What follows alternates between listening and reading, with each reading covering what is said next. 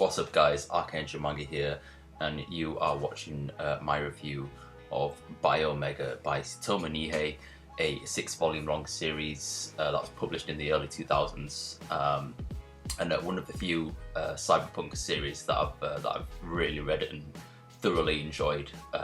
Cyberpunk is definitely coming in one of my favourite genres, especially considering I'm getting more into Masamune work. And if you're a general subscriber of mine and you generally watch my videos, you would know that I'm a massive fan of Akira. So Cyberpunk is highly regarded in my books as a genre. Now, in terms of Cyberpunk and just manga in general, this manga is a very, very, very different read if you know you're not too well versed with reading manga. And I would say that's in respect to its narrative and its focus more on environment and less on characters and plot, and how the environment that shapes the story complements that. Now I want to get more into that a little bit further into the review. I just want to kind of explain Biomega is something that I started collecting years ago when I was still in my teenage years. And this is a series that I've matured into. It's not really a series you can really get into if you just want kind of a light read. You don't want something too hardcore, as I found, because the amount of times that I've picked up this series, started reading it, and then put it down and just like put it on the back burner. This is actually one of my oldest manga that I own in terms of when I actually bought it. But I finally bit the bullet and read through the entire thing in the space of a week or two. You know, just gradually reading, you know, a chapter a night.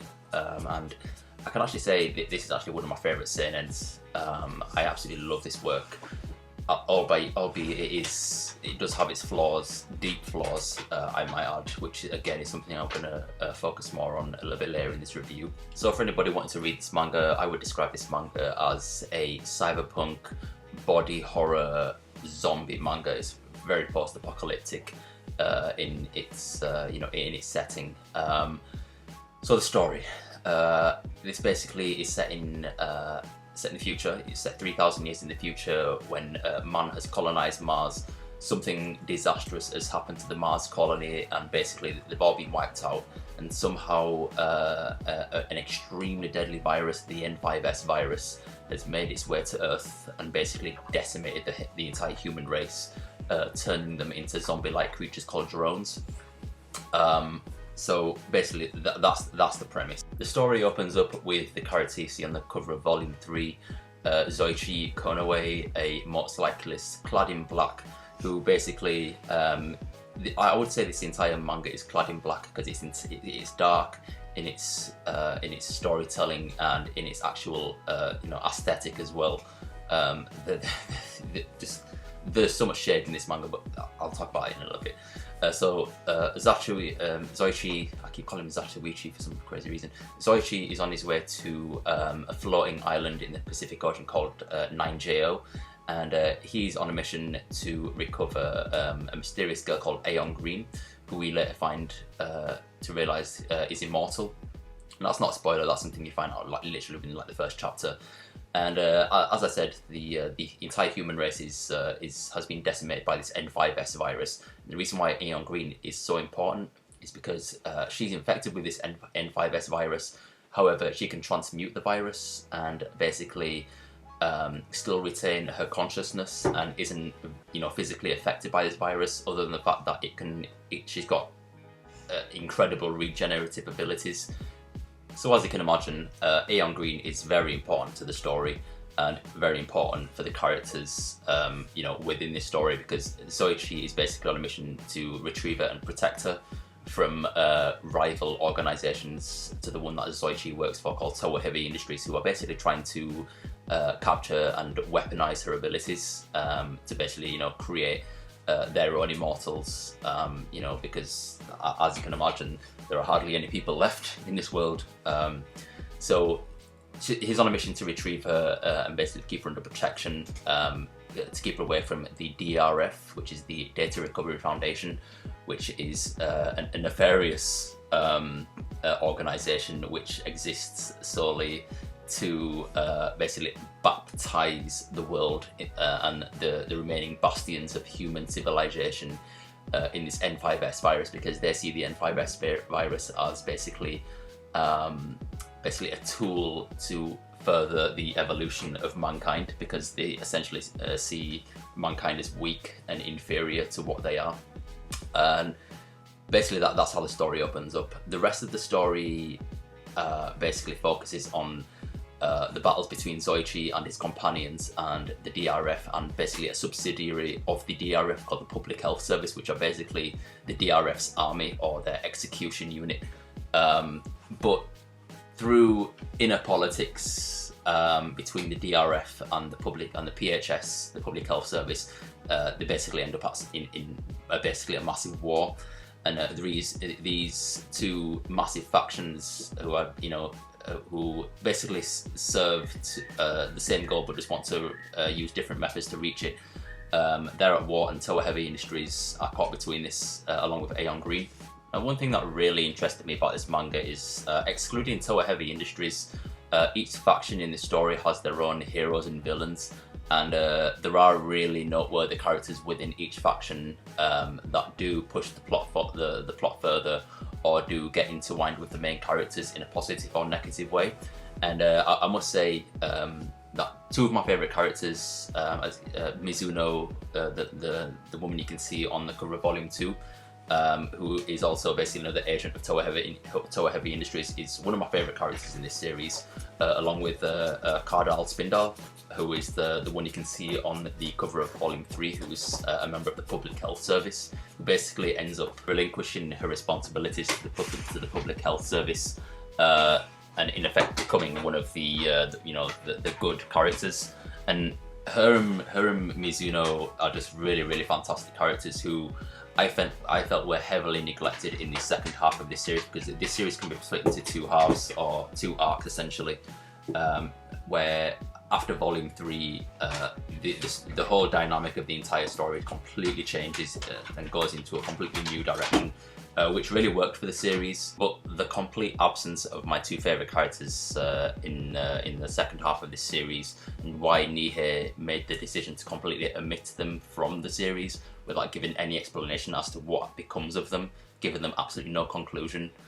Literally, he omits them and deletes their characters, if you would, halfway through, goings on with, things that they're actually doing. They don't just walk off into the horizon. That way they're just, you'll see them in an action scene or in a conversation at some point, and then you just never see them again. And I really hated that, because I really like those characters, and I don't like that kind of writing in general, because this series doesn't have a massive cast. There are quite a few characters, but in terms of characters that do get screen time and do have conversations and kind of offer exposition and things like that, there aren't really that many characters. So it's not like he had an excuse that he could have forgotten them, because it is only a 6-volume long series. There's not really that much to introduce. So I really didn't like that about the series, and that's something that really pained me when I got to the final volume, not knowing what happened to those characters, because they are so good. Not necessarily well developed, but just really kick-ass female characters that I did really want to see more of, and I did find them very interesting, especially Cardru Spindal. I thought she was ace, but negating that fact, the second half of the series still was really great.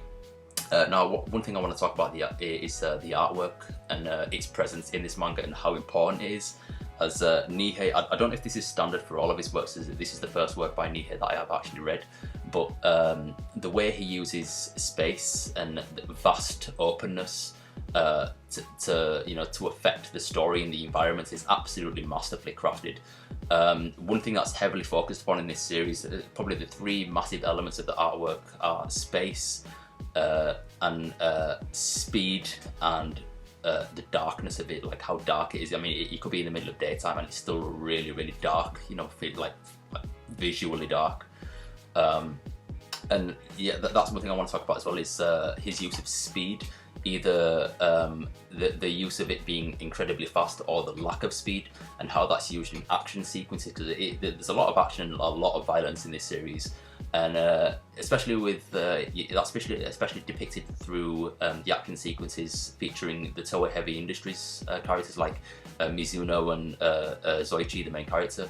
As when you see him basically get out his gun, you don't actually see him shooting the gun. You just see him holding the gun towards his enemies, and then it cuts to the enemies and they've all just got holes in their heads. And then the next time you see Zoichi, he's holstered his gun. So it's like it's almost like a western, but not with that kind of campiness to it. It's like just the use of speed and the flow of the panels just works absolutely fantastic with the action scene, and I think that's something that Nihei is very, very strong with, is his use of panel flow and the composition of basically what's actually happening. How it composes everything, how it composes each scene. It's like reading basically a film. And that's one thing that I found very, very special about this manga and very, very memorable about this manga, is just the artwork and how everything is composed and arranged like on the page is just sublime, absolutely sublime, and which is why I would rank this very, very, very far up. In some of my favorite seinen manga, especially cyberpunk manga. This manga overall probably would have gone down as one of my favorite manga of all time. Had there been better character conclusions, as the second half of the series is strong, but not. It could have been much better had he basically, not neglected certain characters, as his imagination and his flair for creativity in how he shapes the world in this series is absolutely fantastic, because it's not like it's set on a completely different world. It's set on Earth, but Earth, as you know, it is completely unrecognizable, and we never get to see how it was before the advent of this plague, the N5S infection, which is good, and I like that. There's no there are certain things that are I guess you could consider flashbacks, but they're more memories. But there are no clear-cut flashbacks in this series, which I've really, really appreciated. Everything is just set in the present. What you see is happening at that particular time, in that particular scene in the story. So I do highly recommend reading this manga if you're into really dark, gritty, psychological, because it does get psychological at some points with the introduction of how the human mind affects the environment around us and things like that. But if you're into that kind of thing, and zombie post-apocalyptic, visually gritty, dark, and body horror manga. I mean, I know I'm saying this a lot of stuff here, but if you like any of that, what I've just mentioned, this is definitely right up your alley. But if you're looking for something where you can really invest in the characters emotionally, then you'll probably be disappointed with this, as I was. I mean, I even went as far as to message Tsutomu Nihei directly on Twitter. I haven't had a response yet as to why he decided to omit Kardal, Spindal, and Mizuno, as they were my favourite characters in the series. I would like a response, but that's probably never going to happen. It was an impulsive thing. But yeah, that's been my review of Biomega. If you've read this series, definitely drop me your thoughts, because I would also like to know what you thought of him omitting those characters.